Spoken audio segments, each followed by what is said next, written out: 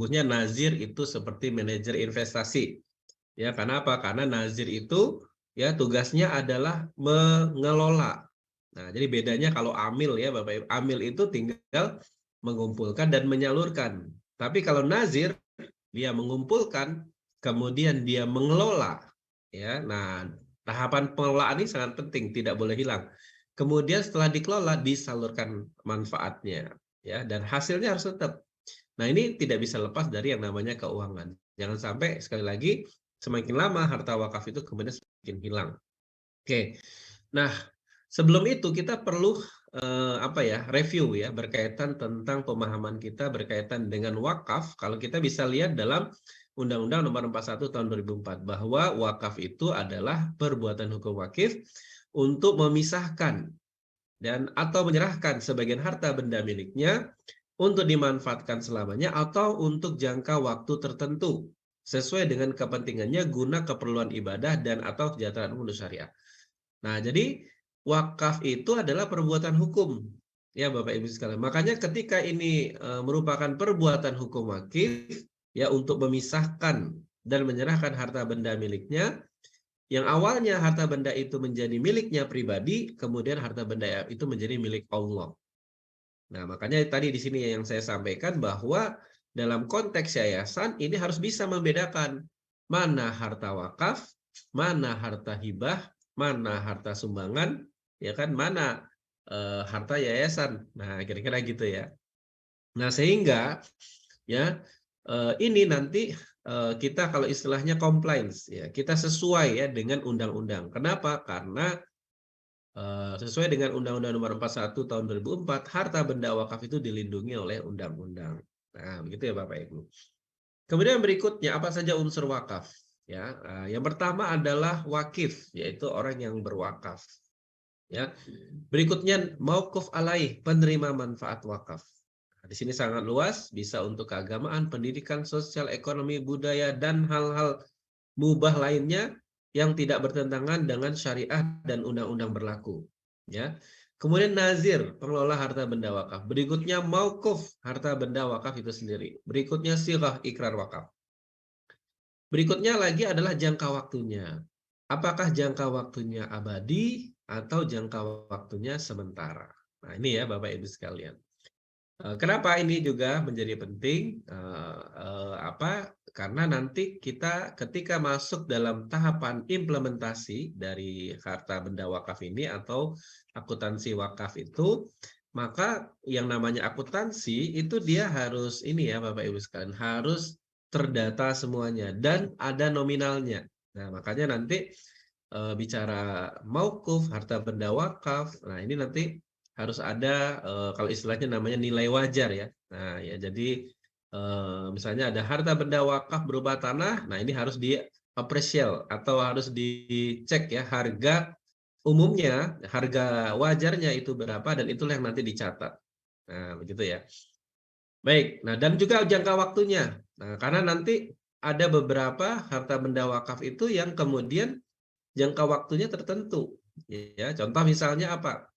Contoh misalnya ambulans ya Bapak Ibu sekalian. Ambulans ini kan bisa dikatakan harta benda wakaf ya, akan tetapi dia sifatnya adalah temporer, ada jangka waktunya. Kenapa? Karena ada umurnya ya ambulan ini ya. Ketika digunakan misalnya untuk sosial, maka ini sangat cepat nanti umurnya itu. Ya, makanya nanti di sini ada unsur maintenance. Nah, ini unsur maintenance dari harta benda wakaf sumbernya dari mana. Nah, makanya ini menjadi hal yang penting harus kita pahami ya. Makanya ketika kita mengembangkan wakaf itu tidak bisa lepas dengan namanya infak sedekah gitu ya. Nah, sehingga maintenance-nya kalau sifatnya ambulans tadi sosial, maka maintenance-nya ini bisa diambil dari infak sedekah gitu ya. Tapi kalau sifatnya adalah produktif, ya ambulansnya tadi adalah produktif, maka harus dialokasikan ya maintenance dari ambulans itu ya di apa namanya juga dihitung ya. Jadi ada biaya maintenance ya dari hasil produktivitas dari ambulans itu dihitung juga untuk biaya maintenance. Nah, gitu ya Bapak Ibu sekalian.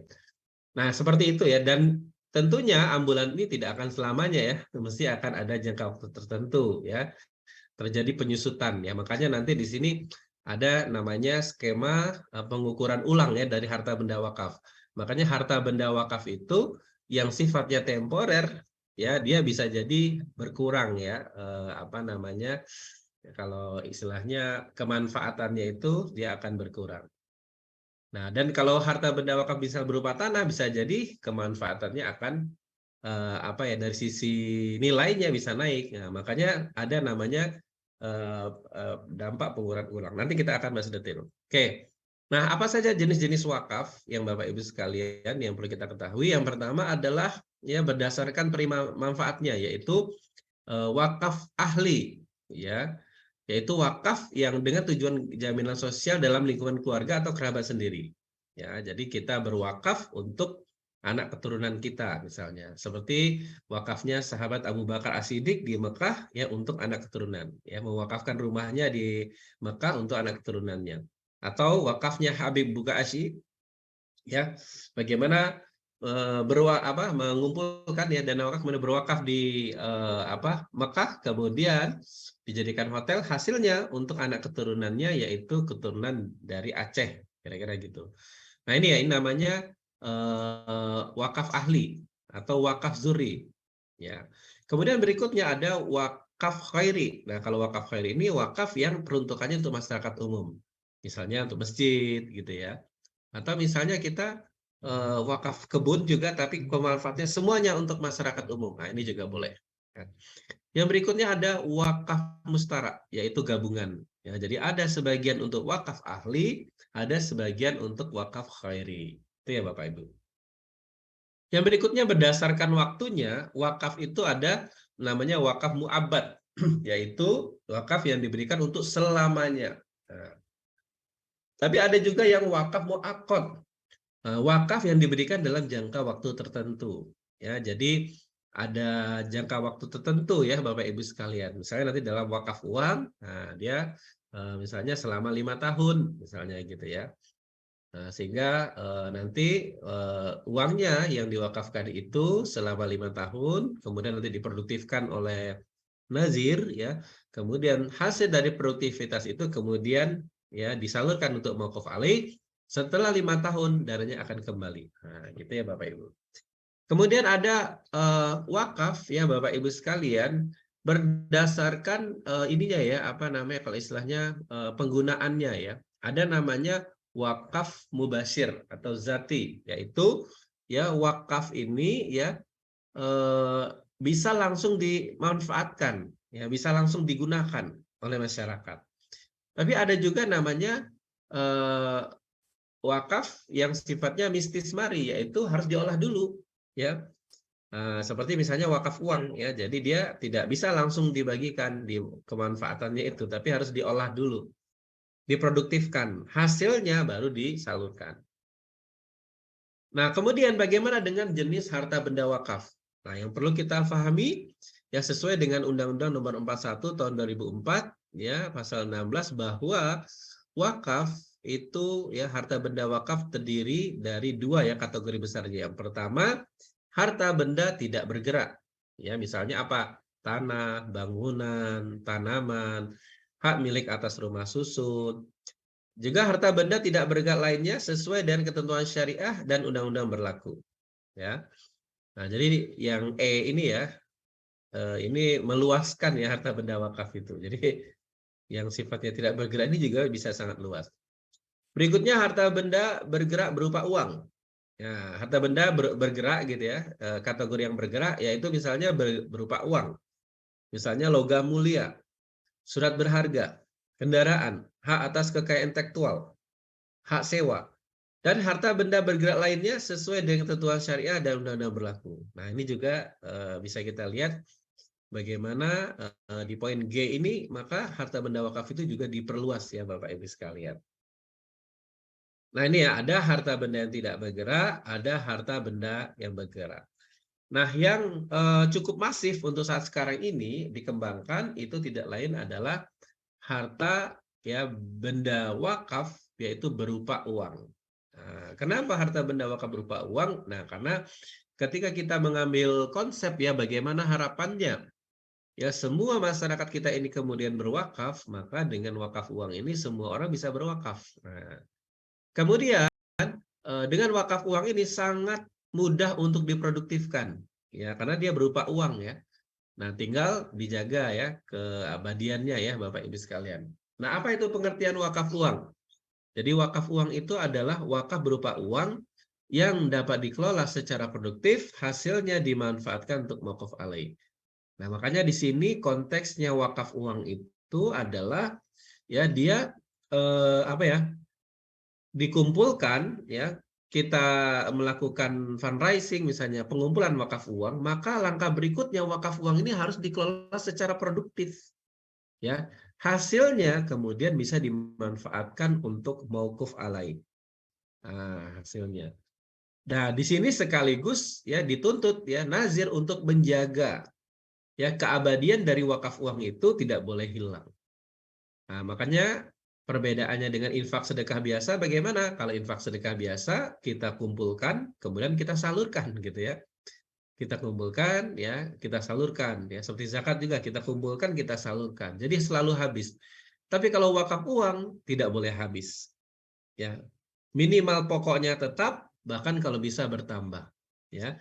Sehingga nanti memang kita bisa bayangkan ya Bapak Ibu, inilah letak strategisnya wakaf uang ini ketika ya para lembaga yayasan ya nazir ini kompak ya Bapak Ibu sekalian mengembangkan wakaf uang ini, maka ya yang akan terjadi adalah semakin besar ya masyarakat kita atau umat itu akan memiliki aset yang akan semakin besar, minimal uangnya ya. Nah, makanya bisa dibayangkan dan ingat kalau wakaf uang itu ya milik Allah ya. Ya. Nazir itu hanya pengelola. Nah, sehingga kalau milik Allah maka wakaf uangnya ya harus dijaga kelestariannya, nggak boleh hilang.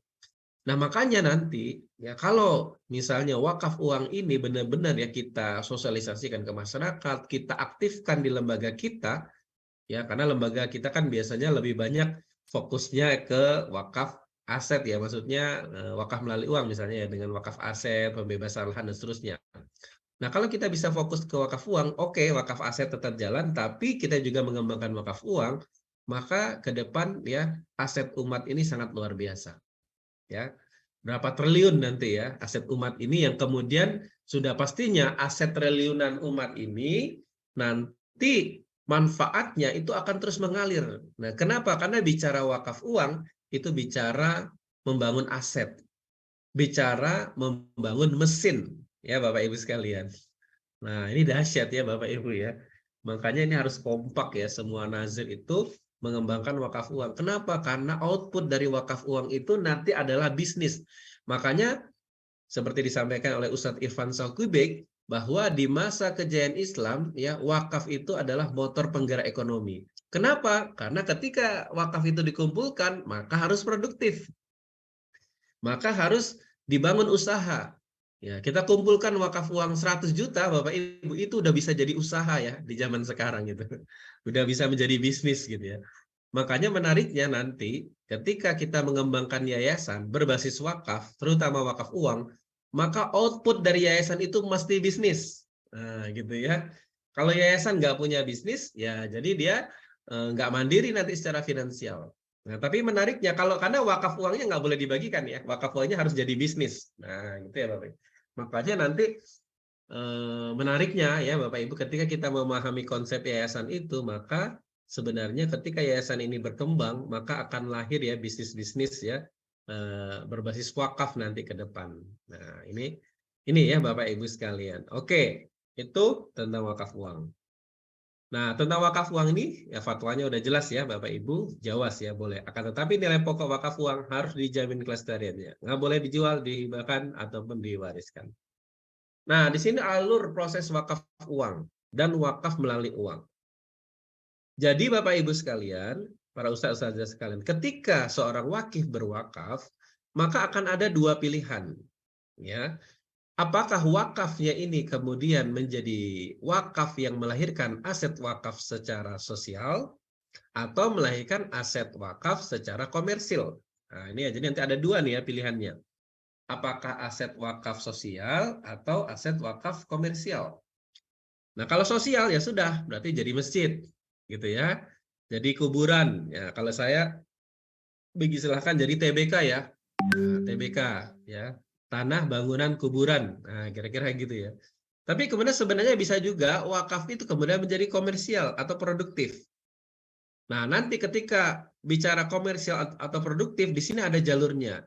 Ya, misalnya ya ada namanya konsep ya wakaf melalui uang. Ya, di mana nanti uang yang dikumpulkan tadi kemudian menjadi aset produktif. Nah, contohnya apa? Contohnya membeli aset apa wakaf tadi ya wakaf melalui uang untuk membeli apa? Membeli kos-kosan misalnya. Nah, gitu ya. Jadi program wakafnya itu adalah membeli kos-kosan. Nah, jadi aset wakafnya produktif. Kenapa? Karena kos-kosannya produktif. Nah, jalurnya bagaimana? Kalau itu aset berupa aset nanti, nah dana wakaf melalui uangnya ini dikumpulkan, setelah kemudian ya dana wakaf itu tercukupi, kemudian apa ya diberikan ya dibelikan ya misalnya tadi kos-kosan tadi, maka langkah berikutnya kos-kosannya jalurnya adalah dijadikan harta benda wakaf ya melalui KUA gitu ya.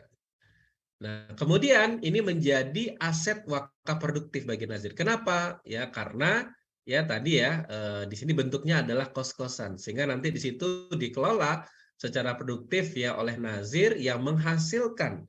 Nah, jadi karena sifatnya kos-kosan ini harus menghasilkan. Makanya skema apa ya kalau istilahnya ya skema wakaf itu apa ya kalau mungkin kalau Prof Huda sering ya mengatakan bahwa kalau bisa jangan gratis gitu ya. Kalau bisa jangan gratis ya Bapak Ibu ya. Kalau kita bicara gratis nanti masuknya ke sini nih ya, masuknya itu ke sosial ya. Tapi kalau bisa itu berbayar gitu ya secara profesional. Kos-kosannya juga secara profesional. Kenapa? Karena nanti bisa berkembang. Nah, makanya nanti output dari sini ya, output dari sini ini kemudian akan mengembangkan aset wakaf-wakaf produktif. Nah, kan luar biasa ya nanti ketika awalnya satu kos-kosan, kemudian akhirnya menjadi 10 kos-kosan. Ya, kemudian menjadi 100 kos-kosan. Wah, itu bisa dibayangkan. Ya, Bapak Ibu, apalagi kos-kosannya spesial. Nah, nanti kos-kosannya plus tahfiz di dalamnya. Nah, jadi mahasiswa-mahasiswanya itu selain kuliah sekaligus tahfizul Quran. Nah, misalnya kayak gitu ya. Dan itu menenangkan orang tuanya. Nah, itu sangat strategis sekarang ya. Nah, kemudian dari situ kan ada hasil atau labanya. Maka hasil atau labanya ini kemudian disalurkan untuk apa? Mauquf alai. Ya, penerima manfaat. Nah, makanya nanti di skema penerima manfaat, nanti kita bisa pecah ya nanti di sini ya Bapak Ibu sekalian. Nah, misalnya ya dari hasil atau laba ini 10% hak nazir ya sebagai pengelola. Kemudian berarti ada 90%. Nah, kemudian dari 90% ini maka bisa kita ambil misalnya 20% itu untuk reinvestasi. Nah, jadi dikembalikan lagi nih, jadi ditabung lagi tuh ya dari sini tadi tuh ya.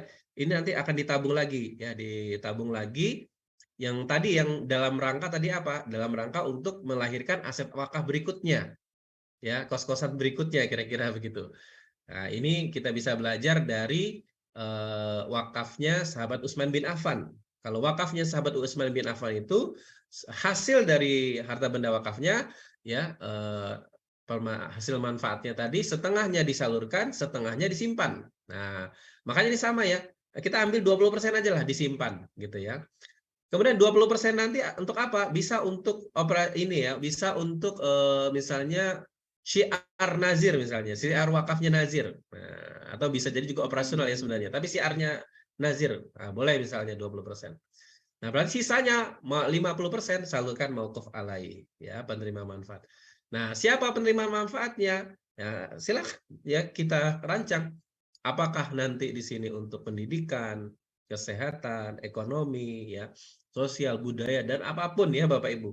Bahkan sampai misalnya kita bikin konsep wakaf gitu nanti disalurkannya, wakaf alaihnya itu untuk membuat rumah apa namanya rumah singgah kucing gitu ya nggak apa-apa juga gitu ya. Karena pemanfaatan wakaf itu sangat sangat luas ya Bapak Ibu sekalian. Tergantung program yang akan kita buat, yang kita rancang. Oke, nah ini jalur wakaf melalui uang yang kemudian nanti melahirkan aset wakaf produktif yang melahirkan hasil yang akan disalurkan ke mauquf alaih. Nah, gitu ya Bapak Ibu sekalian. Nah, makanya di sini sebenarnya Bapak Ibu sekalian nanti kalau nanti dalam konteks sekolah ya. Nah, dalam konteks sekolah itu karena sekolah kan sebenarnya ada profitnya ya Bapak Ibu sekalian ya.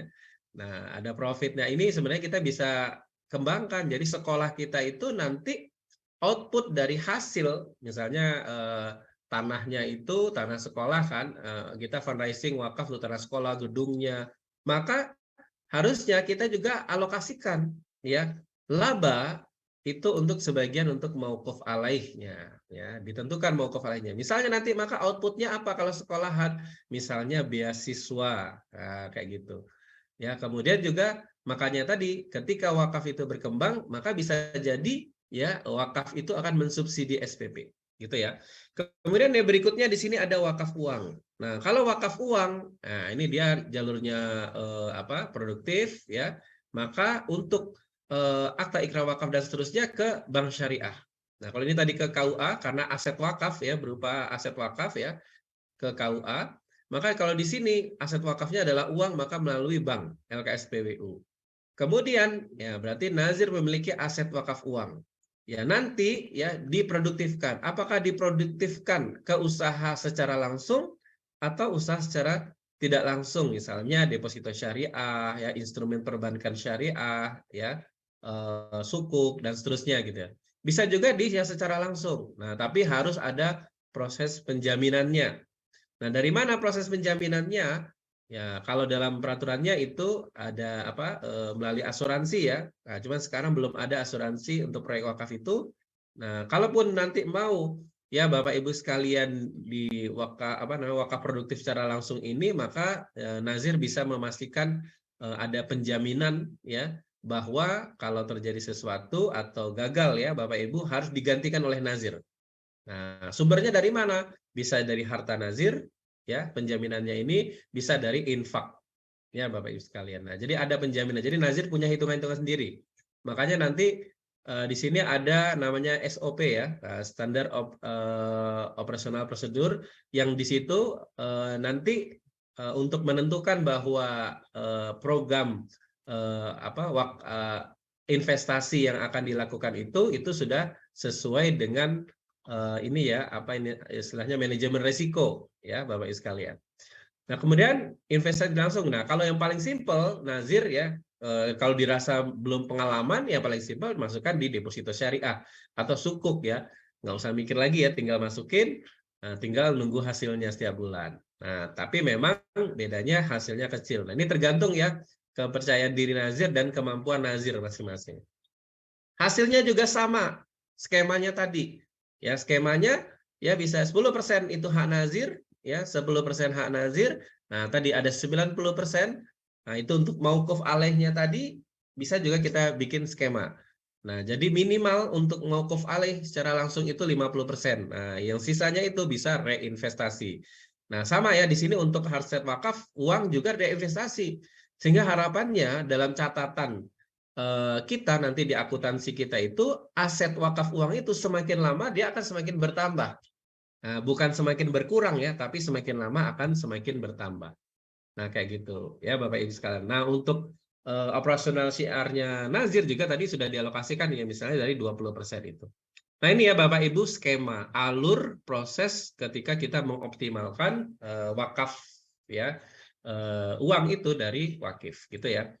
Nah, berkaitan dengan format ya laporan keuangan. Nah, jadi dari aktivitas wakaf kita tadi Bapak Ibu sekalian, ya aktivitas pengelolaan wakaf uang tadi, maka ya kita berkewajiban ya untuk melaporkan ya. Nah, di sini ada beberapa format laporan ya pengelolaan dan pengembangan harta benda wakaf. Di sini ada referensi pertama dari Dirjen Bimas ya ini tahun 2009 dan 2014 ada servis nazir. Nah, ini surat edaran Ketua Badan Wakaf Indonesia. Nah, rencana 2022 ya udah lewat ya. 2022 ya. yaitu di mana di e-service ini di layanan.bwi.go.id di situ sudah ada format laporan, ya, format laporan keuangan yang itu juga sudah sesuai dengan standar PSAK 112. Nah, ini ya. Nah, dan di era sekarang itu sudah ada ya namanya PSAK 112. Ya Bapak Ibu. Sehingga tidak campur-campur ya, karena saya melihat beberapa mungkin ini juga perlu ada sosialisasi ya Bapak Ibu kepada teman-teman ya akuntan gitu ya. Karena banyak beberapa juga yang masih menyatukan gitu ya laporan keuangan yayasan itu disatukan dengan laporan keuangan wakaf. Nah, padahal ini beda ya. Nah, jadi jangan sampai nanti harta wakaf diakui sebagai harta yayasan. Kalau dalam satu laporan keuangan itu nanti diakui jadi satu gitu ya. Nah, ini apa ya perlu istilah kita edukasi lah kira-kira begitu ya Bapak Ibu.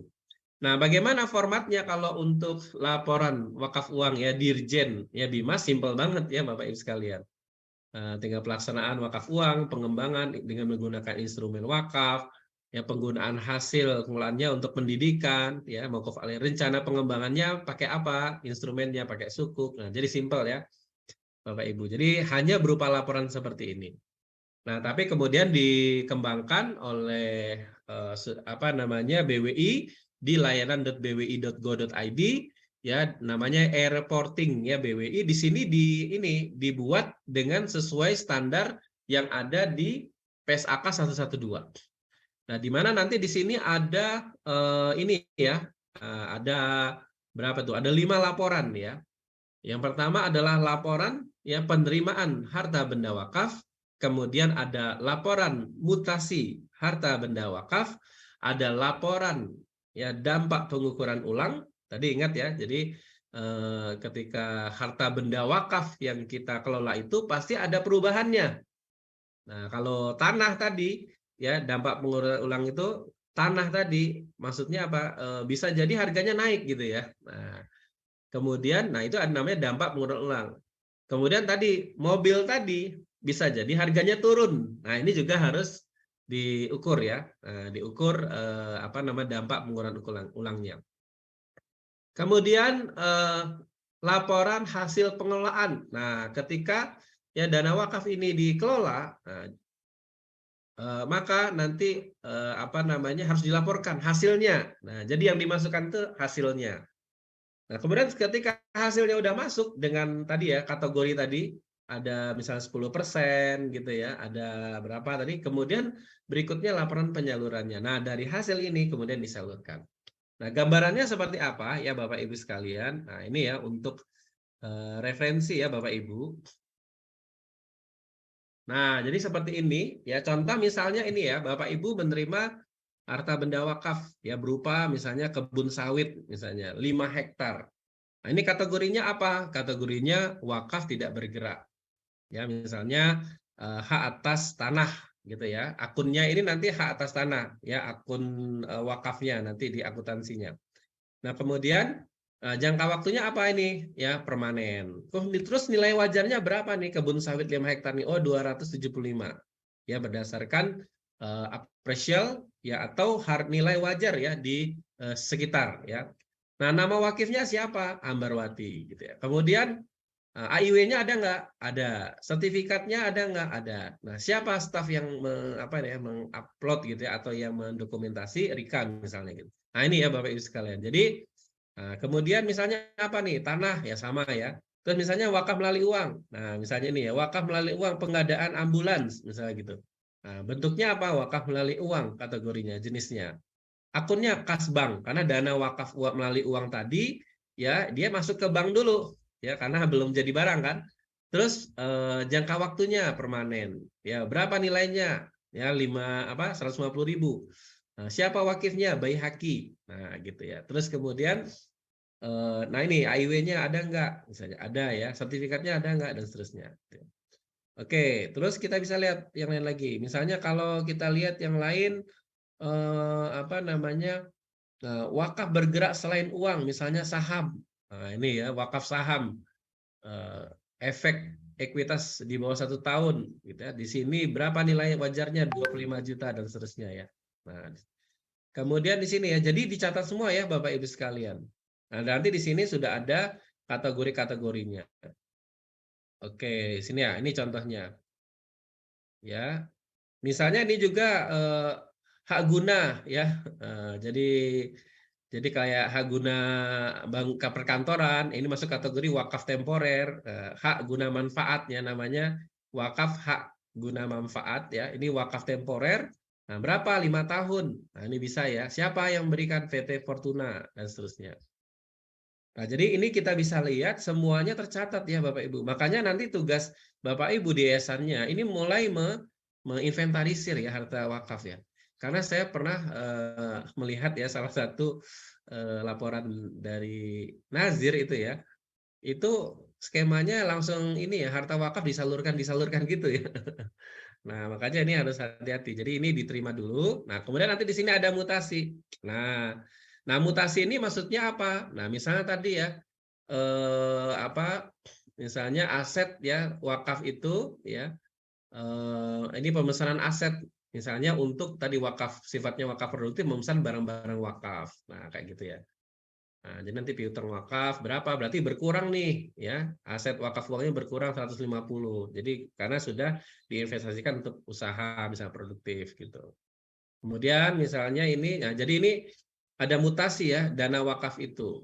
Kemudian ini ada pinjaman pekerja ya, dari wakaf uang. Nah, tapi pinjaman pekerja ini bukan pinjaman apa anggota nazir ya, bukan. Tapi pinjaman pekerja proyek. Nah, jadi untuk pembiayaan aset wakaf itu bisa ya, maksudnya digunakan untuk gaji para pekerja ya. Tapi proyek wakaf gitu ya. Pekerja proyek wakafnya itu. Nah, gitu ya, bukan untuk nazirnya ya, bukan ya. Oke, misalnya nih pembelian efek ekuitas misalnya untuk investasi saham. Nah, oke. Ya, jadi macam-macam ini Bapak Ibu ya, beli logam mulia, wakaf melalui uang ya. Nah, karena memang tujuannya wakaf melalui uang. Nah, ini apa? Macam-macamnya. Nah, di sini nanti mutasinya. Kemudian setelah mutasi ya, ya pengelolaannya ya dimasukkan kemana ke deposito atau gimana. Kemudian dampak pengukuran ulang. Nah, ini ya. Dampak pengukuran ulangnya. Nah, jadi kenaikan atau penurunan aset wakaf itu. Nah, misalnya ini emas ya.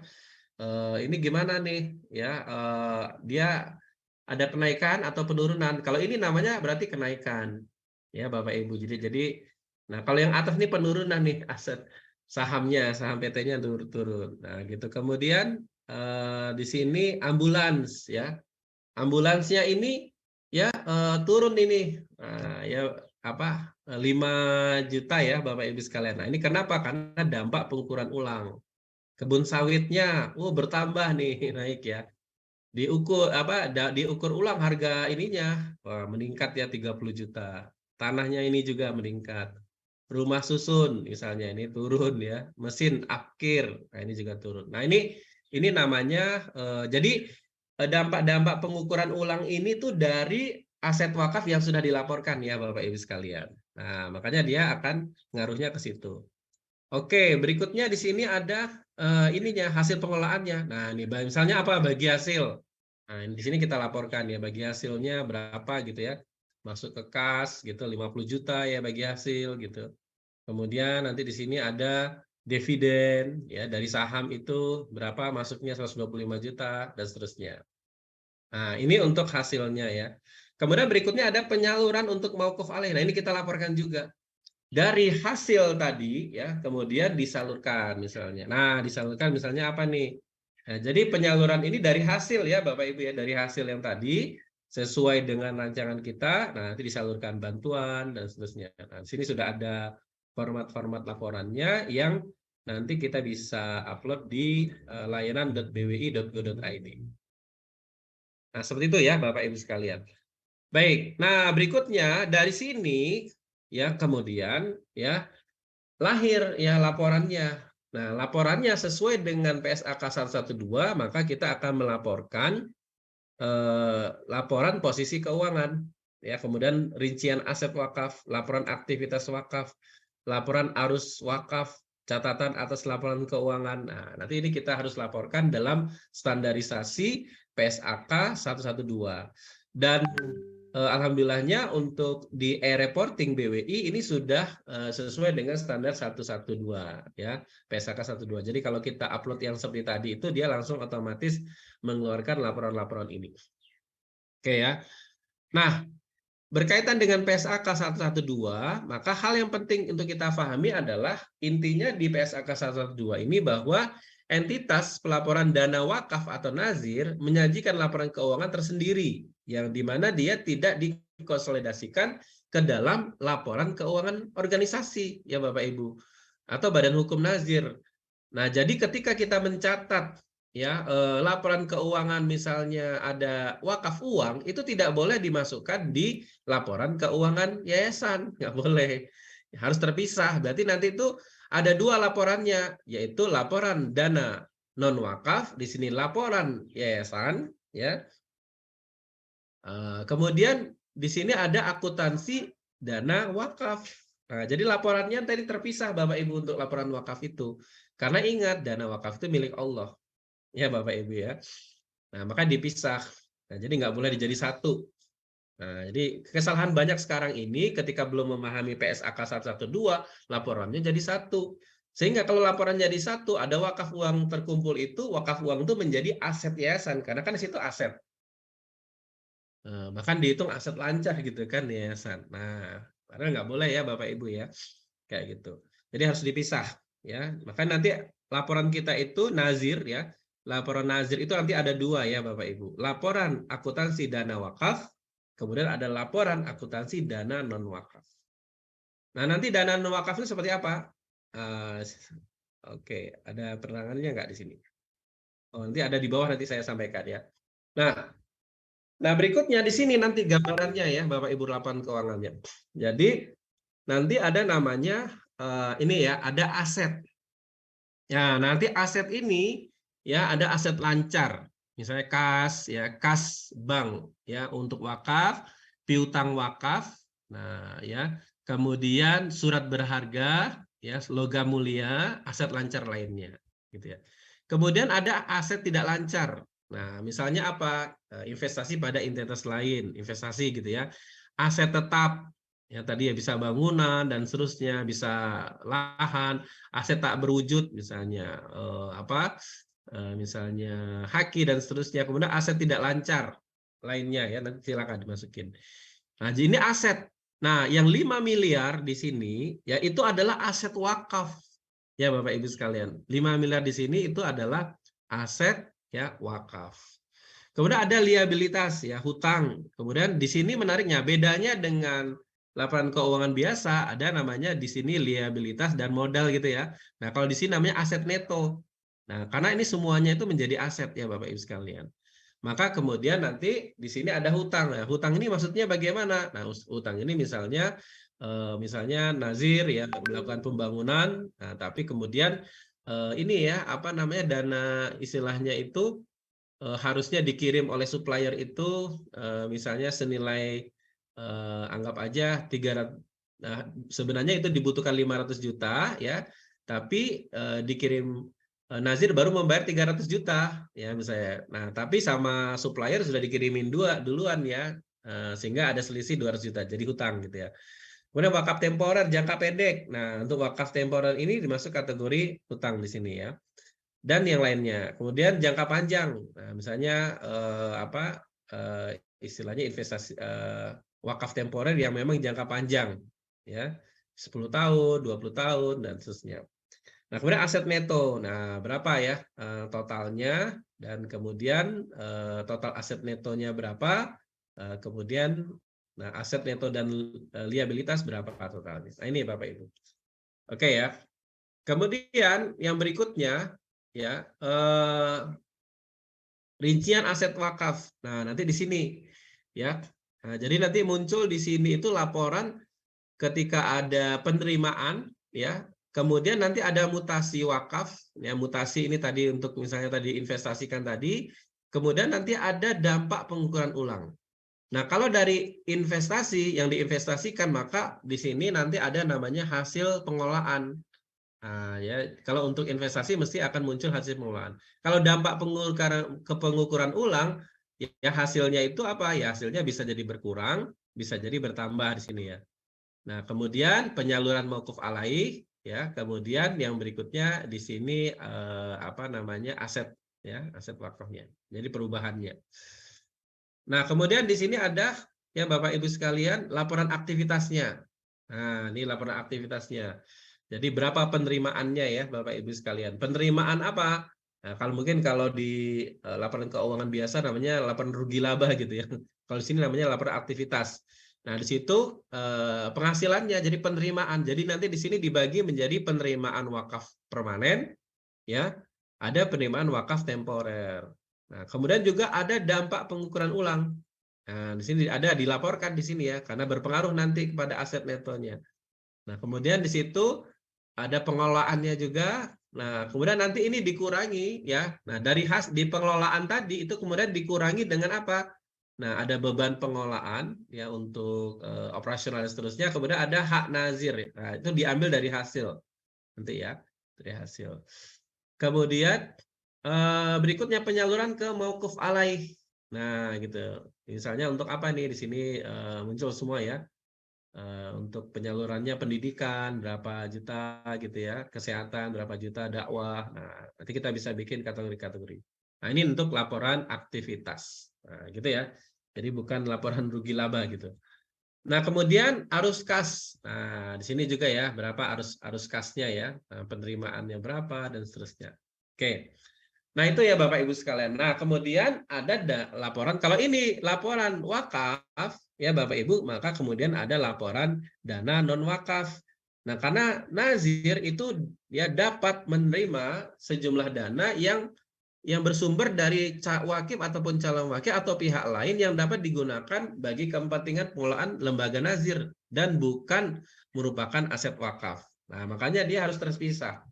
Nah, laporan dana non wakaf ini bisa bergabung dengan atau bisa disatukan dengan laporan yayasan. Ini bisa, ya. Nah, apa saja sumbernya dana non wakaf itu? Yang pertama liabilitas atau hutang, hutang jangka pendek, jangka panjang. Hutang dari mana? Ya bisa dari misalnya pinjaman, ya qard ya, pinjaman dari mana? Dari yayasan, gitu ya. Nah, misalnya kan apa namanya lembaga nazir butuh biaya operasional gitu kan, maka yayasan minjamin dulu nih. Minjamin dana operasionalnya misalnya 30 juta. Nah, dipinjamin oleh yayasan. Terus dipinjamin gitu ya. Nah, ini nanti menjadi dana non wakafnya nazir gitu. Terus kemudian misalnya udah yang 30 jutanya tadi diinfakkan. Ah, itu nanti bisa jadi dana infak ya. Nanti berubah, nanti ada akuntansinya masuk ke dana infak kayak gitu. Kemudian ada dana sirka temporer. Nah, kalau dana sirka temporer ini mungkin ada aktivitas-aktivitas yang dilakukan oleh nazir bekerja sama dengan pihak ketiga yang mereka memberikan dana ya. Nah, jadi istilahnya sirkah gitu, secara temporer ya. Kemudian ada penghasilan komprehensif. Penghasilan komprehensif ini ada yang tanpa pembatasan. Nah, ini misalnya apa? Infak sedekah yang tidak ada pembatasannya atau infak sedekah tidak terikat. Misalnya apa? Infak sedekah yang sifatnya umum ya. Misalnya infak operasional gitu. Nah, makanya kita perlu Bapak Ibu di lembaga kita itu, lembaga wakaf itu ada pos namanya fundraising untuk infak operasional atau infak secara umum ya. Nah, jadi infak yang sifatnya umum. Kalau infak sifatnya umum itu bisa untuk operasional ya, nazir ya Bapak Ibu sekalian. Nah, kemudian ada infak dengan pembatasan. Nah, kalau infak dengan pembatasan ini ya, infak yang memang ada ketentuan-ketentuan khususnya. Nah, misalnya kalau kita mengembangkan misalnya infak beasiswa yatim duafa. Nah, kalau infak beasiswa yatim duafa berarti infak yang kita kumpulkan ini peruntukannya untuk yatim duafa. Nah, dia ada pembatasan atau dia terikat ya Bapak Ibu sekalian. Makanya nanti skemanya tadi ya, kalau kita bicara untuk operasional itu bisa ya nanti kita alokasikan. Makanya ini penting kita nanti memiliki platform namanya website crowdfunding. Itu untuk apa? Untuk jadi akadnya. Jadi nanti setiap orang berinfak ya dengan pembatasan atau infak apa kalau istilah tadi infak yang secara terikat itu ada 10% infak operasionalnya. Nah, yang nanti bisa kita gunakan juga untuk operasional lembaga wakaf. Nah, begitu ya Bapak Ibu sekalian. Ini sumber-sumbernya ya Bapak Ibu. Nah, itu ya untuk dana atau laporan keuangan nazir. Nah, jadi kesimpulannya dan laporan keuangan nazir itu ada dua ya Bapak Ibu, ada laporan keuangan dana non wakaf, ada laporan keuangan dana wakaf. Nah, ya. Dan ini harus terpisah gitu. Nah, kalau yang dana keuangan non wakaf ini sebenarnya bisa mengikuti standarisasi laporan keuangan yayasan, ya. Kalau nggak salah ISAK 35 ya kalau nggak salah ya. Nah, itu bisa sesuai dengan itu ya. Karena yang namanya infak sedekah ya, yang tanpa pembatasan ini bisa diakui ya menjadi aset ya dari yayasan. Ya, jadi bisa diakui karena dia tanpa pembatasan. Oke ya Bapak Ibu. Baik, nah dari semua aktivitas ya laporan keuangan itu, maka disinilah kita pentingnya lembaga kita kemudian ini ya diwajibkan untuk mendaftarkan diri ke BPI sebagai nazir wakaf uang. Kenapa? Karena agar aktivitas lembaga kita tadi ini bisa terlaporkan ya Bapak Ibu aktivitasnya rapi gitu ya Bapak Ibu. Ya ingat tadi saya sampaikan di depan tadi bahwa kita ini mengelola harta wakaf dan kita mengelola harta wakaf itu tidak sendiri ya, tapi bersama organisasi kita. Agar apa? Agar kalau kita sudah meninggal, maka pengelolaan harta benda wakaf ini berjalan secara apa ya sistem gitu ya. Nah, tidak tergantung kita lagi. Nah, kalau tergantung kita, umur kita pendek Bapak Ibu. Nah, jangan sampai meninggalnya kita itu kayak ada ini ya, ada tanggungan gitu ya. Nah, makanya ini mumpung belum meninggal ini kita rapikan nih organisasi kita agar nanti organisasi kita ini berjalan secara apa terus-menerus ya bahkan sampai hari kiamat seperti halnya Al-Azhar Mesir yang umurnya 1080 tahun ya Bapak Ibu. Dan itu aduh amal jariahnya luar biasa ya. Oke, nah di sini ya untuk syarat-syaratnya mungkin Bapak Ibu juga sudah memahami ya. Jadi gampang sekali untuk mendapatkan legalitas nazir wakaf uang ini cukup upload dokumen ya kemudian nanti setelah upload dokumen akan ada audiensi. Nah, syarat tadi ya kalau bicara syaratnya ya nanti siapkan legalitas dan seterusnya ya. Di sini nah ini legalitasnya. Nah, syaratnya itu mungkin yang belum Bapak Ibu punyai itu minimal 2 orang ya di tim lembaga wakaf sudah mengikuti sertifikasi nazir. Nah, kalau selain itu gampang. Nah, makanya sebenarnya Bapak Ibu sekalian penting ya untuk lembaga Bapak Ibu segera mengurus legalitas ini ya. Nah, tadi ya berkaitan tentang laporan keuangan tadi, maka memang sebenarnya nggak cukup ya apa ya untuk memahaminya lebih detail ya di rentang waktu yang pendek ini. Maka kalau saya merekomendasikan Bapak Ibu bisa mengikuti ya program yang kita adakan dari Wakaf Mulai Institute. Nah, ini dua hari ya trainingnya laporan keuangan nazir. Nanti langsung yang mengisi langsung dari Ustadz Dr. Nur Bukhari ya, Nur Samsudin Bukhari, yang beliau memang divisi pengawasan dan tata kelola lembaga wakaf, tata kelola Badan Wakaf Indonesia. Dan beliau juga sudah menulis buku tentang, nah ini satu-satunya buku di Indonesia, namanya buku Akuntansi Nazir. Nah, ini satu-satunya. Dan nanti Bapak Ibu bisa eksplor lebih dalam lagi ya di sini ya berkaitan tentang dan nanti di sini bicaranya teori secara detail untuk akuntansi penerimaan harta benda wakaf dan juga nanti prakteknya. Jadi langsung praktek ya Bapak Ibu. Ada kasus-kasusnya langsung dipraktekkan secara bersama-sama. Kemudian akuntansi pengelolaan dan penyaluran, akuntansi dana non wakaf. Nah, ini selama 2 hari ya. Baik, mungkin itu. Nah, nanti mungkin akan diinfokan oleh teman-teman untuk detailnya. Baik, mungkin itu dari saya. Mudah-mudahan bermanfaat. Mungkin nanti ada diskusi, tanya jawab. Kami persilakan. Terima kasih. Oh, dia pastikan Bapak Ibu absen. Nah, nanti materi hari ini akan kita bagikan ke Bapak Ibu sekalian.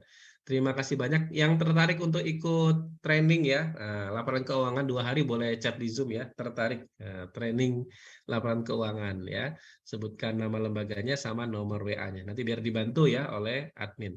Baik, mungkin itu dari saya. Mudah-mudahan bermanfaat. Saya kembalikan ke Pak Mudi. Assalamualaikum warahmatullahi wabarakatuh.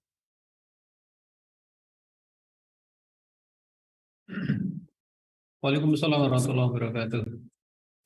Alhamdulillahirrahmanirrahim. Terima kasih Pak Eko Priyanto yang sudah menyampaikan materi terkait dengan laporan keuangan Nadir.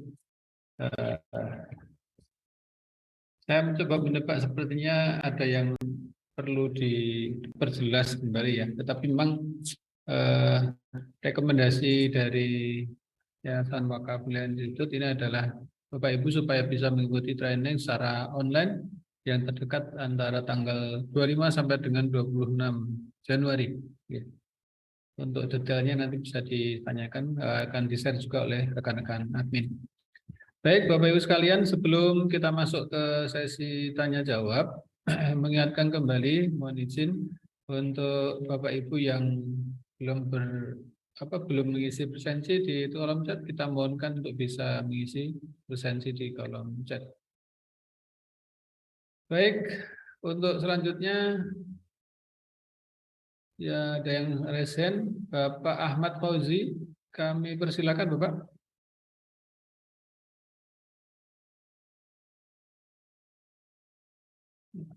Silakan Ustaz. Masih di mute Ustaz, mic-nya.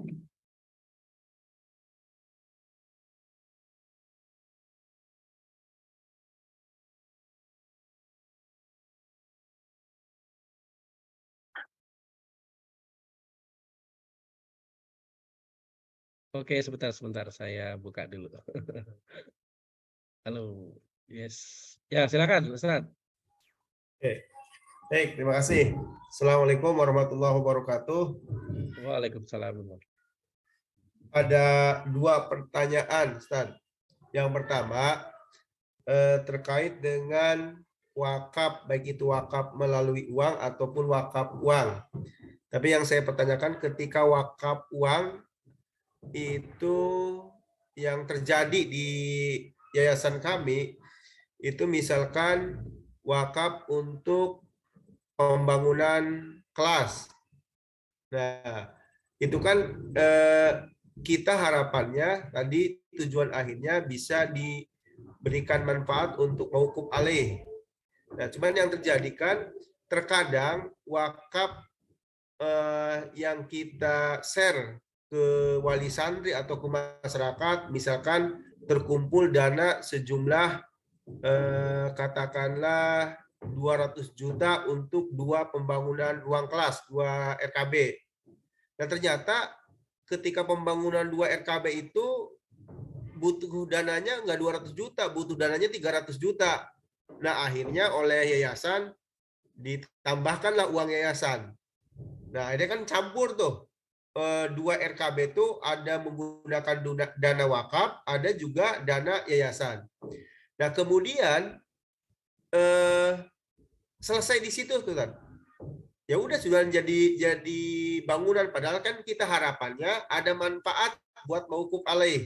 Nah, manfaatnya itu dalam bentuk apa tuh? Apakah beasiswa? Kalau beasiswa juga kita nggak jelas programnya, ini program dari dana wakaf, hasil dari dana wakaf, atau memang kebaikan yayasan aja dari dana yayasan.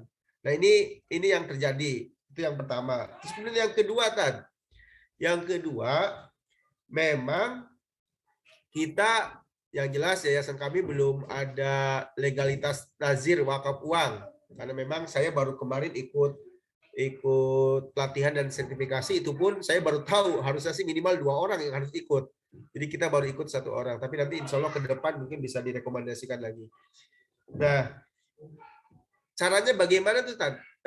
Ketika itu udah bentuk gedung tuh, kan kalau gedung nggak bisa dimanfaatkan, bisa membagikan hasil. Ini manfaat buat mauquf alaihnya itu seperti apa? Tapi kan kalau misalkan tadi ambulan bisa dipakai dan berbayar, akhirnya bisa entah itu untuk operasional atau buat hasil mauquf alaih. Kalau gedung kan nggak ada hasilnya. Itu dulu Ustaz, bentar. Ustaz Ahmad Fauzi, ada Ya. 2 pertanyaan Pak Eko. Yang pertama pada intinya adalah bagaimana ketika ada sebuah bangunan yang mestinya dibangun dengan dana wakaf, tetapi kemudian ada turun dana dari yayasan, sebaiknya bagaimana begitu? Yang pertama ini. Oke, baik. Nah, disinilah pentingnya kita memahami konsep wakaf itu. Jadi wakaf itu adalah intinya kan adalah produktif ya. Kan sejak dari awal memang wakaf itu produktif. Nah, kemudian tadi kan kita melakukan fundraising wakaf, misalnya pembebasan lahan ya, mungkin juga dari masyarakat ya. Kemudian membangun gedung juga mungkin dari wakaf gitu ya. Nah, tadi sebagiannya itu dari dana yayasan, gitu kan. Nah, terus pertanyaan bagaimana nanti statusnya itu? Nah, tapi pertanyaan saya pengen confirm dulu pada Ustadz Ahmad, kira-kira tanahnya tanah wakaf bukan Ustadz? Benar. Tanahnya tanah wakaf, Ustaz. Nah, kan tanahnya. Nah, ini juga penting ya Bapak Ibu sekalian ya. Kita memastikan karena ada beberapa lembaga tanahnya itu bukan tanah wakaf. Ada nggak tuh?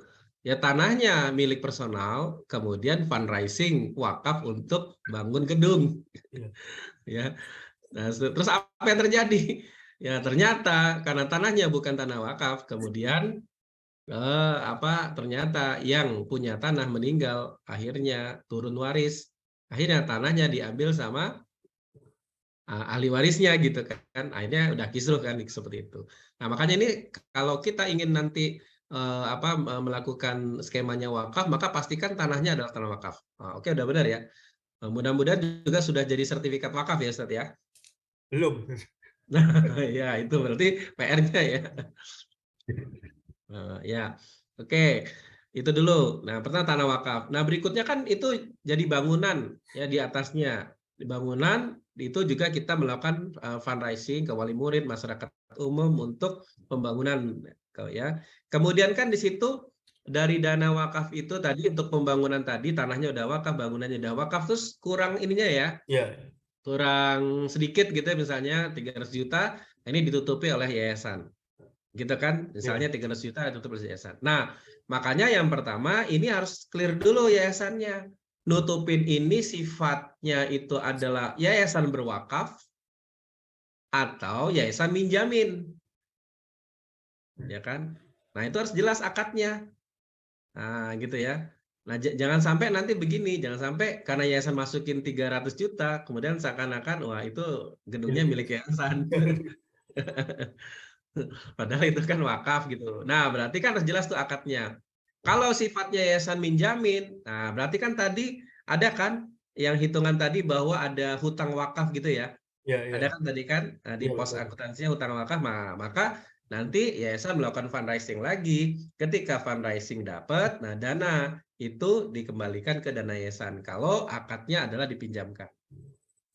Kalau misal akadnya yayasan berwakaf, lebih tokcer lagi gitu.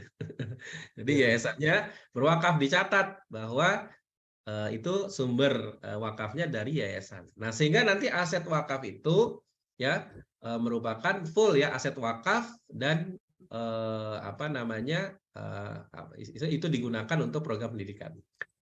Nah, pertanyaannya ketika ya aset wakaf itu digunakan untuk program pendidikan, pertanyaannya itu menghasilkan uang nggak? Profit nggak yayasannya? Untung nggak gitu? Ya untung dari SPP kan. Ya untung kan? Ya. Nah berarti kalau untung, berarti kan itu produktif nggak itu? Nah, cuman kan itu nggak masuk ke, bukan yang ngelolanya, bukan Nazir kan. Kan Siapa yang ngelolanya? ya kan gini, maksudnya gini. Eh karena kita belum ada belum ada lembaga Nazir di bawah yayasan. Jadi memang Ya. semua di bendahara yayasan sekarang tuh. Ya SPP masuk ke bendahara yayasan, wakaf wali santri juga masuk ke bendahara yayasan. Akhirnya ya kalau SPP sih pasti ada defisit, ada keuntungan tuh dari SPP yang dibayarkan oleh anak santri. Nah, apakah itu SPP itu juga hasil dari, kan tidak semua hasil dari 3 gedung itu, padahal gedung kita kan udah ada puluhan gedung gitu kan, yang tadi yang dibangun kan cuma 3 gitu. Nah itu cara ngitungnya tuh gimana tuh? Makanya tadi artinya kan menghasilkan ya. Iya Nah, betul. prinsipnya kan menghasilkan. Terus kemudian, nah makanya kalau yang sudah lalu kan ini sudah berlalu ya. Ya betul. Benar kan? Nah berarti kan kita mikir ke depan tuh. Nah berarti kan memang dibutuhkan nih ya tim lembaga wakaf kan. Iya, iya. Nah, untuk nanti mengelola aset-aset wakaf itu. Sehingga nanti jelas mana aset wakaf, mana aset yayasan gitu. Dan sebenarnya nanti yayasan bisa menghitung sebenarnya ya dari hasil. Kan mestinya kan yayasan juga melakukan laporan keuangan kan yang selama Betul. ini. Dari hasil laporan keuangan itu kan nanti mulai bisa dipisahkan. Misalnya ya, walaupun mungkin di tahapan awal diperkirakan saja dari total hasil itu dalam 1 tahun kan akan laporan tuh, Betul, betul. minimal laporan pajak ya, itu kan akan keluar itu berapa yang harus dibayarkan gitu kan. Nah di situ nanti bisa dialokasikan aja ya untuk ini. Jadi mauquf alaihi. Nah, mau dialokasikan kemana tuh? Apakah mau dialokasikan ke beasiswa atau sebenarnya juga bisa dialokasikan ke untuk operasional juga bisa ya kalau memang akadnya itu untuk dunia pendidikan. Jadi Iya. kembali lagi juga bisa, tapi maksudnya ada hitungannya. Betul, betul, betul. Ada hitungannya. Jadi ketahuan itu bahwa aset wakaf yang dikelola oleh lembaga kita ini kemudian ada manfaatnya yang dihasilkan dan bahkan bisa jadi ini teralokasikan sendiri, reinvestasi tadi kan dialokasikan lagi yang bisa jadi alokasi itu nanti untuk menambah aset wakaf. Nah, apakah itu nanti untuk yang sifatnya produktif atau sifatnya berupa aset lagi gitu. Nah, itu kan berarti kan bisa sebenarnya simpel kan?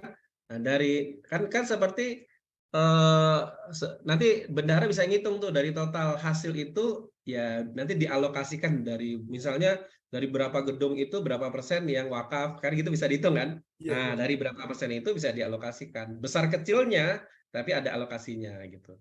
Nah, jadi sehingga nanti ketika berkembangnya yayasan itu sebenarnya juga ada alokasi untuk apa namanya alokasi untuk mengcovernya jalan terus gitu. Nah di Iya, iya. luar nanti program-program wakaf yang sudah dikembangkan. Nah kalau di internal lembaga pendidikan bahkan sebenarnya lebih bagus lagi di pengembangan lembaga pendidikan kita itu kita sudah secara sepakat ya kompak gitu ya. Kalau contoh seperti apa siapa yang di ini di Mesir itu Belajar. siapa? Bukan yang ini yang siapa tuh ustadznya? Hmm. Siapa Pak Mudi? Bukan, bukan, Yang bukan ininya, yang apa, yang pengusaha itu loh, yang kemudian berapa persen untuk wakaf gitu. Ya, ya, yang bangun Siapa itu, Ustaz? bangun kereta ya. Iya, yang bangun kereta itu. Ya, Insinyur Solah gitu ya. itu Nah, salah. kayak seperti Insinyur Solah itu kan dia sudah bikin skema gitu kan. Nah, 30% ini Allah ya, untuk Allah wakaf gitu kan. Nah, sehingga dia selalu mengalokasikan 30% dari hasilnya itu untuk wakaf gitu kan. Nah, ini juga secara internal bisa disepakati berapa hasilnya. Dan itu juga maksudnya mau nggak mau bisa jadi kan kita harus akui berkembangnya lembaga kita ini awalnya juga dari aset wakaf kan. Ya, iya. Mau nggak mau kan artinya kita bisa alokasikan itu. Nah, itu. Nah, makanya nanti penting sekali di tim lembaga wakaf nanti memisahkan tuh ya, mulai bersih-bersih tuh, misalkan ini aset wakaf, ini aset yayasan dan seterusnya gitu. Begitu mungkin ya, Ustadz ya. Ya. Oke. Sudah terjawab belum, Ustadz? Ustaz Fauzi, Ustaz Ahmad Ya. Fauzi, sementara Ya. itu ya. Alhamdulillah. Siap-siap. Untuk berikutnya silahkan Bapak Hamid terlebih dahulu sebelum Pak Legis Tanamal nanti. Silakan Bapak Hamid bisa open mic.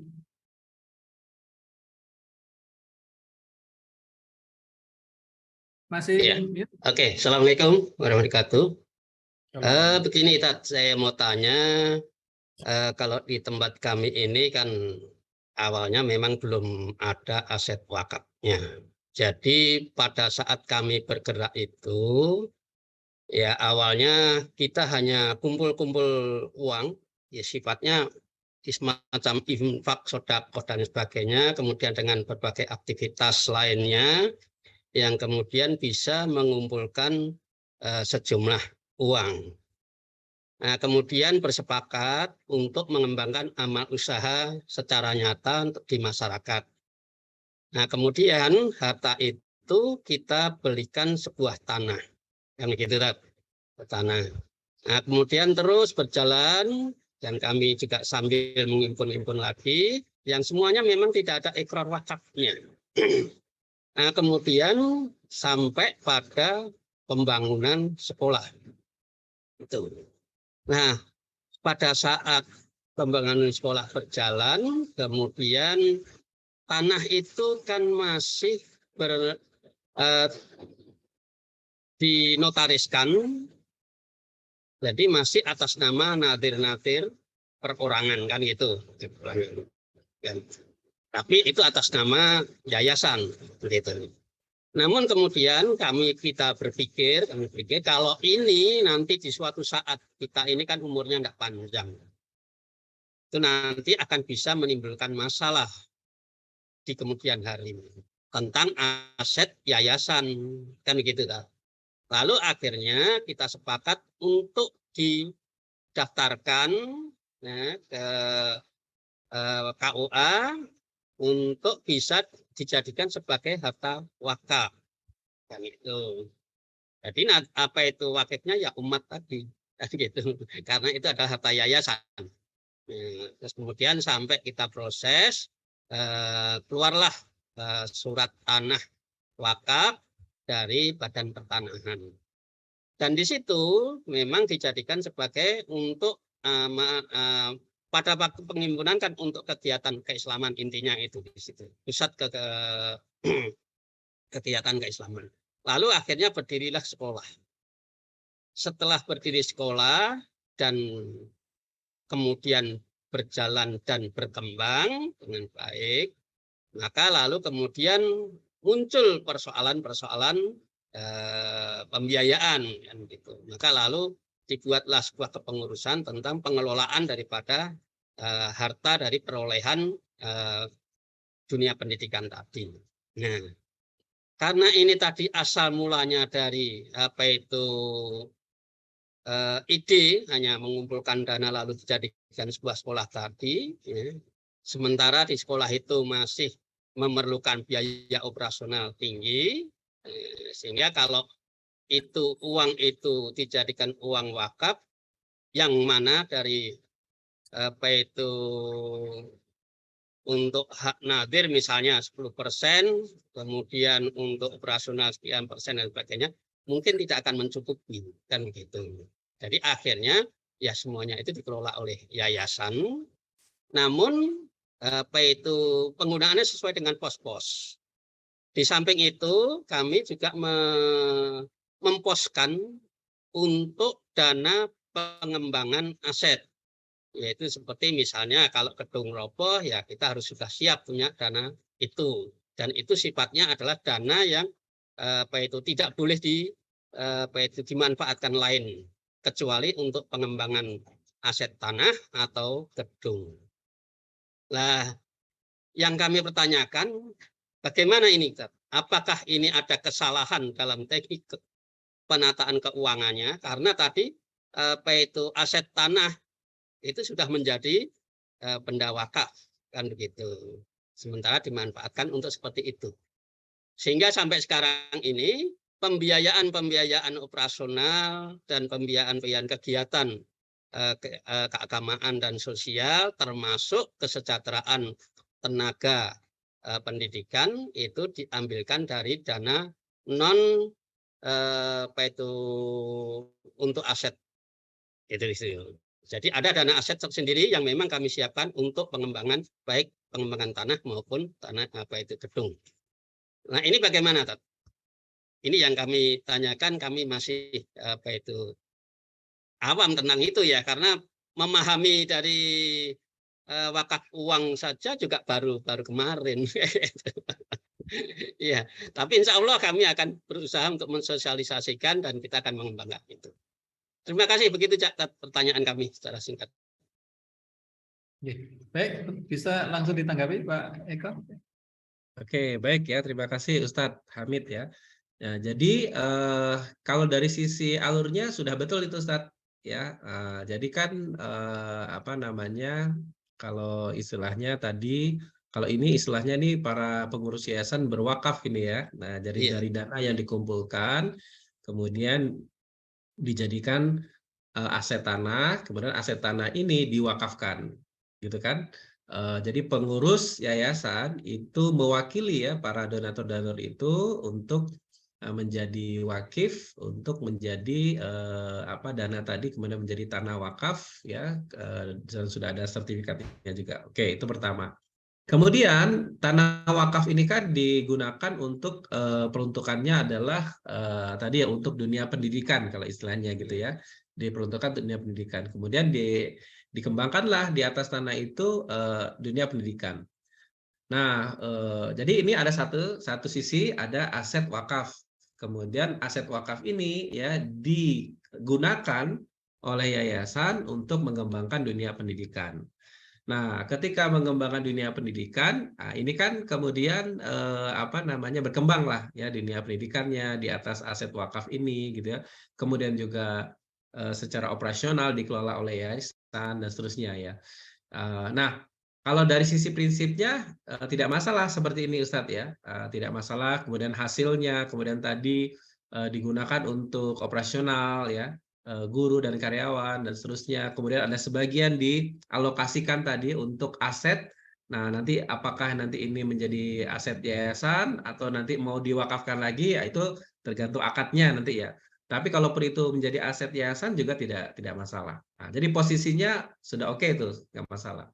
Nah, kemudian, nanti tinggal dari sisi aspek pelaporan saja. Nah, sama tadi yang saya sampaikan, perlu tadi karena konsep wakaf itu produktif, karena yayasan dalam tanda kutip nih kalau kita ambil terpisah gitu ya, karena yayasan menggunakan aset wakaf gitu ya, di atasnya ada aktivitas yang dalam tanda kutip menghasilkan atau produktif, ya karena kan dunia pendidikan itu kan produktif, mau nggak mau kan nanti ada posisi min, ada posisi plus gitu ya kan. Nah, sehingga maka perlu ditambahin mungkin kalau menurut saya sih ya, ada alokasi tambahan untuk mauquf alaihnya tadi. Nah, berapa besarnya silakan nanti ditentukan oleh yayasan. Nah, sehingga tadi outputnya mauquf alaih itu bisa untuk apa? Ya, tadi ya mauquf alaihnya bisa jadi untuk beasiswa gitu ya. Bisa jadi nanti outputnya itu untuk apalah program andalan kita yang bisa kita buat. Misalnya juga bahkan untuk kesejahteraan guru. Misalnya untuk peningkatan kapasitas guru, mungkin alokasinya seperti misalnya untuk misalnya menyekolahkan guru dan seterusnya ya, jadi ada giliran guru itu. Nah, ini ada alokasi. Berarti kan tadi ada dana yang disimpan untuk aset, ada dana yang untuk kalau kita menyebutnya mauquf alaih dari hasil pemanfaatan harta wakaf tadi. Nah, itu bisa dialokasikan aja, Ustaz. Nah, jadi ditambahin. Nah, kemudian ya begitu ya, Ustaz Boleh ya. kami nambah sedikit lagi. Ya, boleh ya. Tadi ada kalimat dari hasil yang disisihkan untuk khusus pengembangan tadi, di situ ada bisa untuk bukan bisa ya, untuk mauquf alaih kan gitu. Ya. Mauquf alaihnya itu kalau awalnya ya kami pikirnya kan untuk pengembangan aset gitu ya, pengembangan aset. Namun tadi ada cerita, ada pemberitahuan tadi untuk biaya anggota kan gitu. Nah, di sini memang kami ada ya jadi anggota yayasan itu mendapatkan kos 50% untuk pembiayaan pendidikan. Namun sementara kami belum bisa mengambil dari dana yang kami sisihkan untuk pengembangan aset. Jadi kalau begitu boleh kita mengambilkan dana dari pengembangan aset tadi disubsidikan untuk pengembangan pendidikan atau di dalam operasional tadi. Ya, boleh. Bagaimana itu?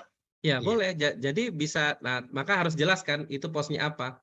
Nah, agar dan ini kan nanti akan kita publikasi ke masyarakat ya, dan terusnya juga ini juga dalam rangka membangun kepercayaan masyarakat terhadap lembaga kita, maka alokasi mauquf alaih itu kita munculkan. Nah, kalau saran saya tetap untuk tadi ya, kalau mau dialokasikan untuk guru dan seterusnya dan juga ada alokasi beasiswa ini strategis. Ya kan artinya masyarakat melihat oh ternyata dunia pendidikan yang kita kembangkan itu bukan untuk kepentingan internal pengurus, tapi itu juga melahirkan manfaat beasiswa. Nah, ya kan manfaat beasiswa. Nah, dan itu nanti akan dicatat di laporan akuntansi dari yayasan nanti mengeluarkan ya untuk mauquf alaih, nanti di catatan akuntansi dana non wakaf itu di dana wakaf muncul itu penyalurannya itu, Ustaz. Nah, jadi penyaluran untuk apa namanya beasiswa gitu kan. Nah, makanya kenapa Al-Azhar Mesir itu ya bisa memberikan beasiswa nggak putus-putus itu ya, gitu kan 500.000 orang gitu ya, karena dia sudah ada alokasinya beasiswa karena dia fokusnya diantaranya untuk dunia pendidikan dan beasiswa. Nah, jadi bisa aja itu jadi output dari yayasan tadi itu dibikin alokasinya. Nah, Terus gitu. dana tadi itu masuk dana wakaf uang atau dana wakaf melalui uang, karena kan sumbernya tadi dari pemasukan ya yang dikelola Yang oleh yayasan memang dikhususkan untuk pengembangan aset. Itu bagaimana, Tad?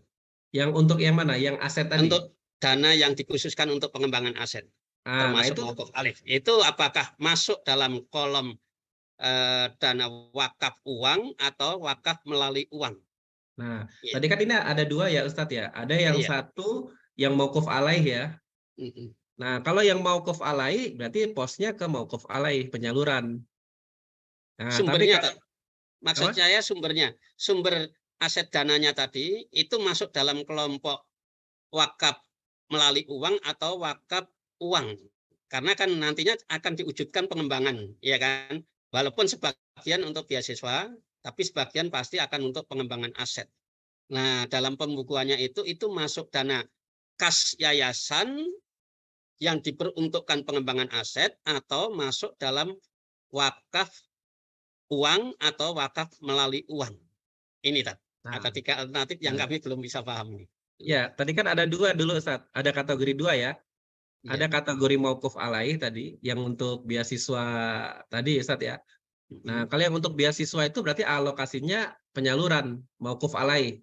Dari mana? Dari aktivitas aset wakaf dunia pendidikan tadi. Nah, mauquf alaihnya kan misalnya untuk beasiswa. Nah, tadi kalau yang ada alokasi untuk aset tadi ya, yang Ya. alokasi untuk aset, nah ini silakan nanti apakah itu menjadi dana cadangan yayasan atau mau dialokasikan untuk dana wakaf uangnya yayasan juga bisa. Jadi yayasan tuh kayak outputnya berwakaf lagi, Zat. Oke. Nah, jadi melahirkan mesin. Jadi ketika mengembangkan dunia pendidikan itu nanti outputnya itu ada untuk mauquf alaih, ada yang yayasan itu dia berwakaf. Nah, jadi sehingga bisa jadi dia mau wakafnya untuk wakaf melalui uang, misalnya alokasi untuk pembelian tanah berikutnya atau pembangunan berikutnya. Nah, tapi nanti sudah diakatkan yayasan berwakaf melalui uang untuk pembebasan lahan. Nah, kayak gitu. Nah, jadi Ya. ada ini. Jadi luar biasa itu berarti nanti dengan skema itu ketika semakin besar dunia pendidikannya, maka semakin besar nanti aset wakafnya kan. Iya. Nah, karena jadi intan lagi. Ya, itu kalau bisa istilahnya, nah bisa saran saya dibagi dua aja Ustaz. Oh, Alokasinya satunya untuk wakaf melalui uang, untuk pembangunan gedung, untuk tanah dan seterusnya, satunya lagi wakaf uang. Nah, nanti kalau wakaf uang jalurnya nanti yayasan akan memiliki usaha-usaha produktif. Nah, dari hasil yang wakaf uangnya itu nanti arahnya ke usaha-usaha produktif yang hasilnya juga dari usaha produktif untuk yayasan. Bisa lahir beasiswa juga, bisa lahir. Jadi kalau sekarang wakaf produktifnya baru di lembaga pendidikannya, nah dengan adanya wakaf uang nanti kita punya usaha produktif misalnya berupa barbershop wakaf, misalnya bisa berupa laundry wakaf dan macam-macam gitu, Ustaz. Nah, gitu mungkin. oke, siap. Ya, terima kasih, Tad. Siap, Ustaz. Baik, mohon izin untuk selanjutnya silahkan Bapak Legis Tanamal, kami persilahkan open mic. Baik, Bismillahirrahmanirrahim. Assalamualaikum warahmatullahi wabarakatuh. Waalaikumsalam. Mohon izin, Ustaz, ini hanya melanjutkan saja di pertanyaan teman-teman. Ini saya Legis dari Yayasan Wakaf Alifan Riau yang di Pekanbaru. Jadi ada sedikit pertanyaan, Ustaz, terkait dengan aset wakaf tadi kita. Ini sekarang lagi menyusun untuk laporan audit eksternal, Ustaz. Jadi emang setelah kita hitung ternyata ini luar biasa juga aset yang di yayasan kita. Akan tetapi begitu setelah kita pilah memang ada yang perbedaan tadi, yang kalau yang laporan yayasan itu kan ISAK 35, sementara yang wakaf tadi yang PSAK 112. Nah ini kan dipisah gitu ya. Sementara di yayasan kita ini sudah bercampur gitu. Nah untuk laporan kepajakan juga kita agak keteteran nih. Ini kalau digabung semakin besar gitu. Apakah memang harus dipisah dia sehingga nanti yang wakaf nanti dia buka NPWP sendiri ya, melaporkan pajakan sendiri, apakah yayasan nanti terpisah sendiri gitu. Nah, sementara kita juga di yayasan ini kan sekarang lagi pengurusan wakaf uang. Kemarin kita pengurus sama pembina juga sudah mengikuti pelatihan, tapi memang proses perizinan ini yang sedang kita proses. Nah, kalau nanti kita dari BWI sendiri dapat perizinan, sejauh mana nanti batasan-batasan dari BWI terkait dengan memonitor yang dari wakafnya dan yayasannya gitu, terkait dengan pelaporan keuangannya. Apakah nanti BWI masuk juga nanti terkait dengan monitor yayasan, apakah cukup dengan wakaf saja gitu. Nah, kemudian satu lagi terkait dengan wakaf ini yang sedikit menjadi pertanyaan kita, ada yang wakif kita ini mewakafkan lahan tanah ya di pesantren kita, tapi memang secara administrasi administrasi surat tanah sendiri masih bermasalah gitu. Apakah ini bisa dimasukkan ke aset wakaf? Apakah sampai dia ikrar wakaf baru bisa dinyatakan ini aset wakaf? Sementara dia administrasi dari surat tanah ini masih terus berjalan gitu. Nah, sementara dari wakilnya sendiri sudah sudah melafazkan secara lisan itu untuk diwakafkan untuk pesantren. Mungkin itu saja, Ustaz. Terima kasih. Wassalamualaikum warahmatullahi wabarakatuh. Waalaikumsalam warahmatullahi wabarakatuh. Baik, silakan Pak. Oke. Baik, terima kasih banyak Ustadz Legis ya Tanamal ya. Nah, jadi ini menarik ya. Nah, ini untuk yayasan-yayasan ini memang tingkat edukasinya harus lebih detail lagi nih terkait juga dengan yayasan ya. Laporan keuangan yayasan itu nanti ada kaitannya dengan laporan pajak gitu ya, gitu. Ya kan? Nah, nanti kalau dihitung-hitung, waduh, ini bayar pajaknya gede banget gitu kan. Nah, tapi makanya kita harus juga memahami nanti ya, mungkin suatu saat mungkin wakaf mulia perlu ngadain itu ya. Jadi pajak untuk lembaga yayasan itu penting juga. Karena begini, jadi kemarin saya ikut ada training namanya optimalisasi pajak ya. Maksudnya optimalisasi pajak itu bagaimana kita nanti membuat laporan keuangan itu yang dalam tanda kutip ini ya, bukannya mengurangi pajak ya, tapi dalam artian kita maksudnya yang nggak perlu kita bayar pajaknya nggak perlu gitu, jangan kita bayar juga gitu kan. Nah, ini kan berarti kita harus tahu tuh mana elemen-elemen yang perlu kita bayar pajaknya, mana yang tidak perlu kita bayar, bahkan mengurangi ya nanti jumlah pajak yang harus kita kurangi gitu kan, dan sesuai dengan ketentuan gitu, bukannya ngemplang pajak bukan, tapi menempatkan pada posisinya. Nah, diantaranya ya seperti ini, seperti sumbangan, infak, sedekah itu nggak kena pajak, wakaf itu nggak kena pajak. Nah, gitu kan. Nah, makanya tadi ketika ditanya, nanti gimana Ustadz kalau dipisah nanti berarti ada NPWP untuk lembaga wakaf gitu. Oh, nggak ada. Karena wakafnya nggak kena pajak. Ya kan, malah harusnya dipisah. Biar nanti nggak kelihatan aset yayasannya jadi gede gitu kan.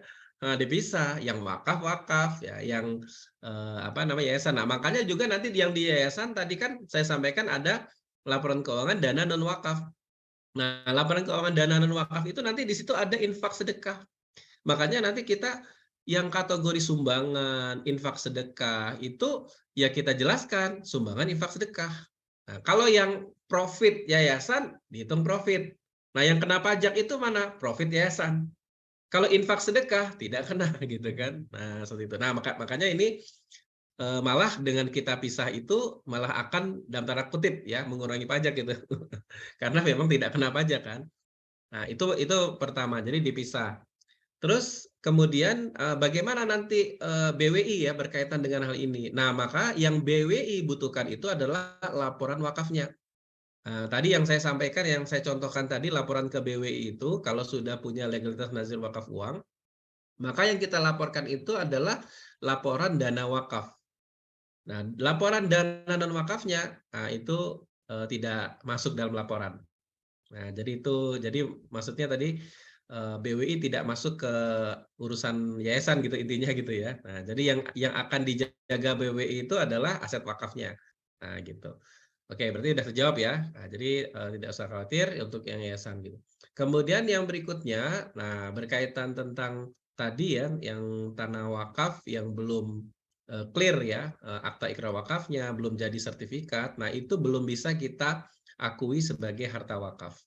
Jadi yang diakui sebagai harta wakaf itu tanah yang sudah jadi sertifikatnya. Sudah jadi sertifikatnya. Lebih amannya seperti itu. Ya, lebih sertifikat. Kenapa? Karena nanti jangan sampai nanti sudah kita akui sebagai harta wakaf, tapi ternyata konflik, terus kemudian kita kalah, hilang nanti harta wakafnya. Nah, nanti di laporan keuangannya nulisnya gimana tuh ya? Harta wakafnya hilang, gitu. Kalah di pengadilan. Nah, kan itu nggak enak itu nanti ngelapornya gitu kan. Nah, jadi kalau yang belum apa ya, yang belum ini belum dihitung dulu ya sebagai harta wakaf. Nah, gitu. Begitu mungkin Ustadz ya. Baik, Concern. baik, mohon izin untuk melanjutkan ke kolom chat, Ustaz, dari Bapak Agusti. Ada pertanyaan, bolehkah uang wakaf dipinjamkan ke masyarakat umum? Contoh pekerja bangunan yang akan pergi keluar kota, buat biaya buat keluarga yang ditinggalkannya dan akan dikembalikan saat kembali dari pekerjaannya. Demikian pertanyaannya, Pak Eko. Jawabannya tidak boleh ya, Ustadz ya. Ya, jadi gini. Nah, contoh begini misalnya. Nah, kemarin tuh ada tuh yang tanya itu ya di training itu, Ustadz, ini kan kita ngumpulkan dana wakaf uang. Nah, dana wakaf uang kita misalnya terkumpul 100 juta. Terus 100 juta ini mau kita investasikan dengan cara apa? Kita bikin program ini ya, apa namanya, kayak kita pinjamkan gitu ya. Nah, konsepnya itu apa istilahnya ya? Ya kayak jadi kayak bank gitu atau jadi kayak BMT gitu ya. Mungkin dipinjamkan ataupun nanti disirkahkan secara langsung ya dengan pihak ketiga, misalnya tadi ya dengan UMKM seperti itu gitu ya misalnya. Nah, yang seperti ini ya kalau misal sifatnya pinjam meminjam itu nazir tidak boleh ya. Yang prinsip dasarnya bahwa harta wakaf itu tadi kalau dari sisi regulasinya itu kita itu nazir itu tidak memiliki legalitas untuk melakukan proses yang namanya simpan pinjam. Nah, kalau misalnya mau masuk ke wilayah misalnya simpan pinjam dalam artian diproduktifkan, itu kita harus bekerja sama dengan pihak ketiga, pihak kedua apa ketiga tuh ya. Intinya contoh misalnya kita bisa investasikan dana 100 juta itu ke BMT misalnya. Nah, kemudian nanti BMT yang akan melakukan proses ini ya, proses ini apa namanya? Proses bukan penyaluran ya, tapi pembiayaan. Nah, proses pembiayaan ke UMKM. Boleh kayak gitu. Nah, tapi nazir langsung itu nggak boleh. Nah, kan kita kan sering salah kaprah tuh ya. Salah kaprahnya itu, wah ini kan program pembinaan, program pengembangan UMKM gitu.